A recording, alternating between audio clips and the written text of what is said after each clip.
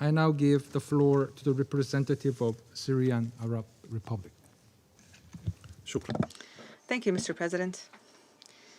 Mr. President, our Arab region is witnessing a new stage of instability and is facing the dangers of a downward spiral towards a full-out escalation as a result of the barbaric crimes that the Israeli occupation continues to perpetrate in Gaza and the West Bank, and the current threats it is making against Lebanon in terms of launching a full-scale military operation and its continued aggression on our country, Syria, which recently have reached the outskirts of the governorates of Dar'a and Al-Qunaitara.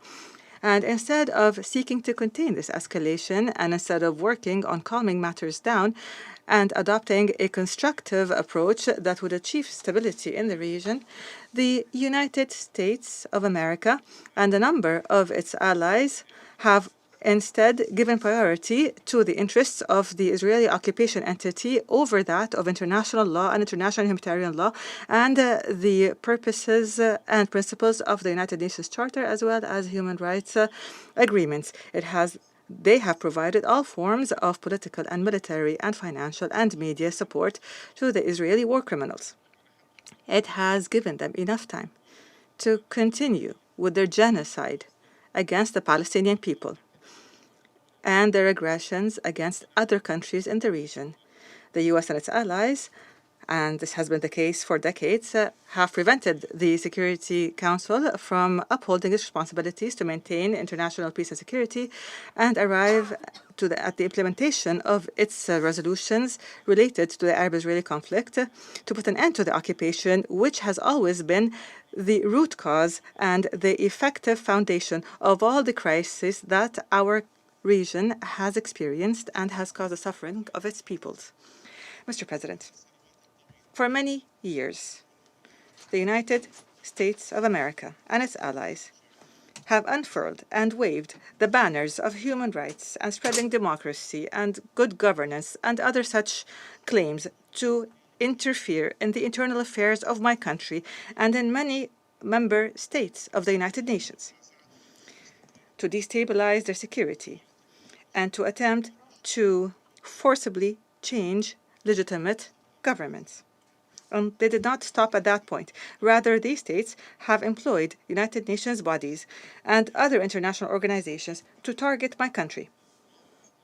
And this is manifest in the issuance of politicized reports that have opened the gate to the adoption of non-consensual resolutions and to the creation of multiple investigation committees and teams to delineate responsibility and accountability mechanisms.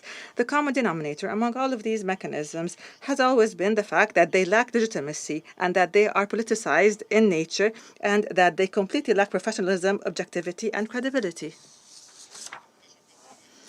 The crimes of the Israeli occupation entity and its sponsors in Gaza have once again exposed the extent of the hypocrisy of some Western states.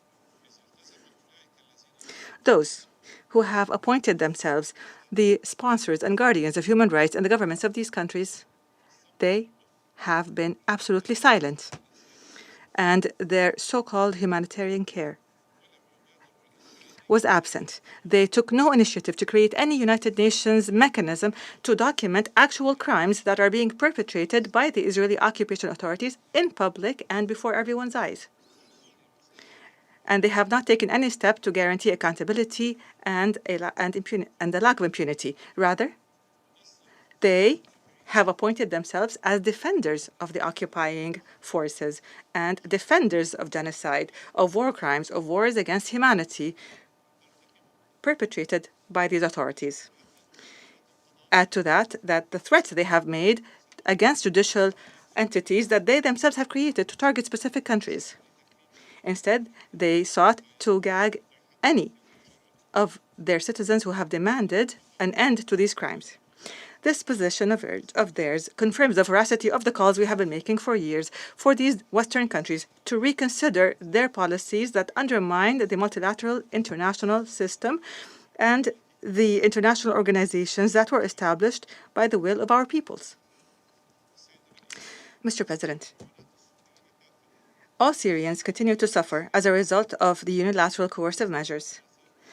The destructive impacts of these measures have affected every facet of their daily life and has caused great damage to all vital sectors of society, including those that Security Council resolutions on humanitarian matters stressed the need to support, i.e. health, water, housing, education, and electricity.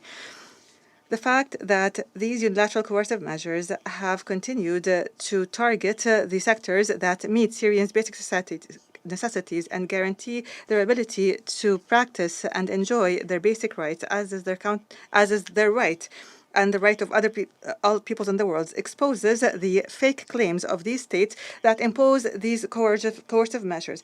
How is it that imposing a siege, starving people and depriving them of medical supplies and medicines, how is that in their interest and in the interest of their security and stability? And how can there be a genuine improvement in the humanitarian and living life of these peoples without providing them with electricity, for example, seeing that it is the central nervous system of the economic life and a basic necessity so that Syrians are able to live their daily life and make a living? It's not simply a matter of building electric power plants. Rather, it's simply related to providing spare parts and the necessary maintenance to these power plants. The manufacturing companies are not providing these services because they fear being subjected to the unjust U.S. sanctions. And despite our continuous calls, some countries insist on keeping Syrians in the dark for many hours a day after Syrians have defeated the darkness that terrorist organizations tried to impose on them.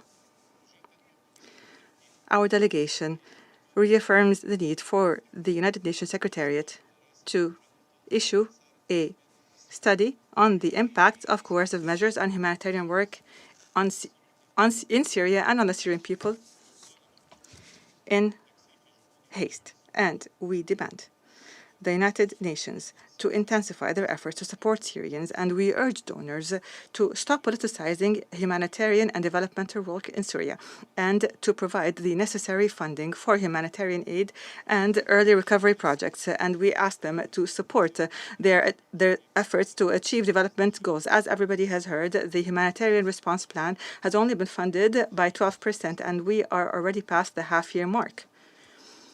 This will be negatively reflected on the lives of Syrians and will push more of them to migrate in search of work opportunities, and this will limit the outcomes of our efforts to provide for a dignified return. We condemn the fact that some have discouraged donors from supporting humanitarian aid to prolong the suffering of the Syrians as a means of exerting pressure to achieve concessions that are not in line with the interest of Syria or Syrians. Mr. President, while every United Nations relevant resolution confirms the need to fully respect Syria's sovereignty and its territorial unity and safety, the United States and Turkish forces continue to be illegally present on parts of Syrian territory, and they continue with their practices that undermine security and stability. And here I would like to note the suffering of more than 1 million Syrians in the city of Al-Hasaka in northeastern Syria and its outskirts, because they have been permanently deprived of water. And this has lasted for over 10 months as a result of the attacks launched by Turkish militias, Turkish forces and militias working for the U.S. occupation who have attacked the Al-Luk water plant. This requires an instant and an immediate halt to these aggressive practices. In closing, Mr. President, the Syrian state is working in earnest to meet the national constitutional requirements within the constitutional deadline in a manner that would bolster the roles of the state institutions and safeguard the sovereignty and security and stability of the country. And here we are currently moving ahead with preparations for elections to the People's Assembly, where approximately 9,000 candidates are competing to fill the 250 seats in the Assembly. Syria renews its commitment to a political process that is Syrian-led and Syrian-owned, with no outside interference, and with full respect to the sovereignty of Syria as well as its territorial integrity and unity. And we look forward to the success of the Special Envoy's efforts to hold the 9th round of the Constitutional Committee as soon as possible in the Iraqi capital, Baghdad. I thank you, Mr. President. I thank the representative of Syrian Arab Republic for the statement.